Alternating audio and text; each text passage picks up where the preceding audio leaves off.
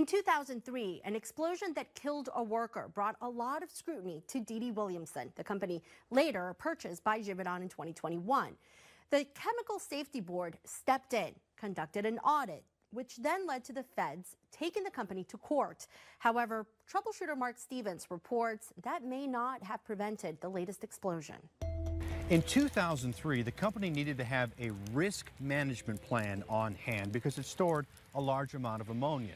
That plan demonstrated the company knew the hazards at the facility and how it would keep the public safe. Crucially, the city could audit the plan.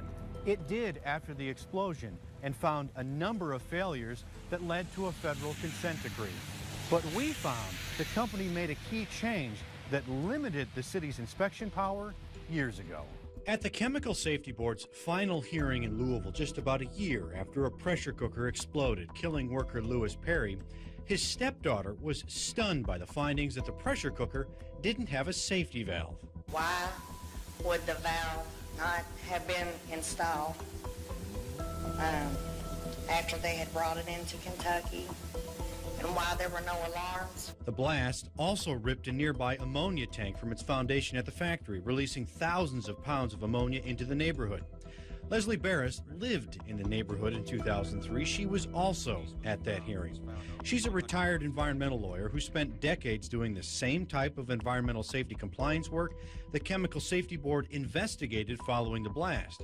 She asked the board to recommend the company conduct yearly safety audits. That recommendation was not followed up on, as far as I know. There was an audit 18 months after the explosion ripped apart this portion of the plant. Louisville Air Pollution Control District records show inspectors checked to see if the company was following the requirements of its risk management plan. It needed to have one because it stored that large amount of ammonia. The city wouldn't allow me to interview the inspector, but his violation report found there was no hazard review for the tank that blew up and an inadequate hazard review of the ammonia tank. There was no review of the company's manufacturing processes and no plan to maintain the mechanical integrity of the equipment. This was 18 months after the explosion. Barris says that work should have been done. This is Compliance Basics 101. This is not super difficult to do. It's a matter of money. Air Pollution Control and the Justice Department each fined the company $300,000. The DOJ took the company to court and got it to sign a consent decree in 2009 to settle the case.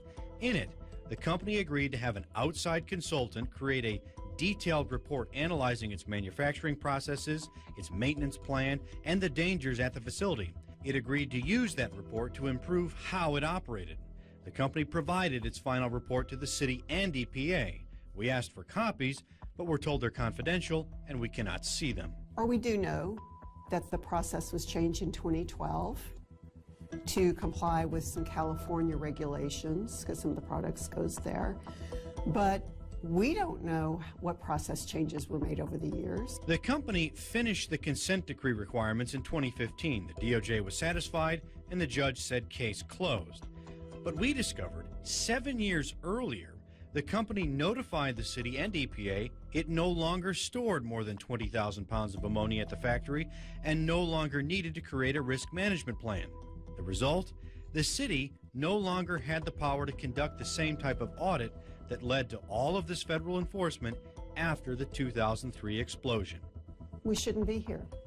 What are you going to do to make sure that this doesn't happen again? Barris plans to ask that question when the Chemical Safety Board holds its hearing following this fall's explosion. Then CEO Ted Nixon told the board back in 2004, "We've already drawn from this experience and the investigation over the last few months to incorporate many advanced safety designs in our new facility." Unlike 2003, no ammonia was spilled following the blast, but investigators are once again exploring what ultimately led to a second pressure cooker exploding at the same factory. Mark Stevens, Wave News. Why did the company rebuild after the 2003 blast at the same location? We get to the bottom of the zoning issues when we return.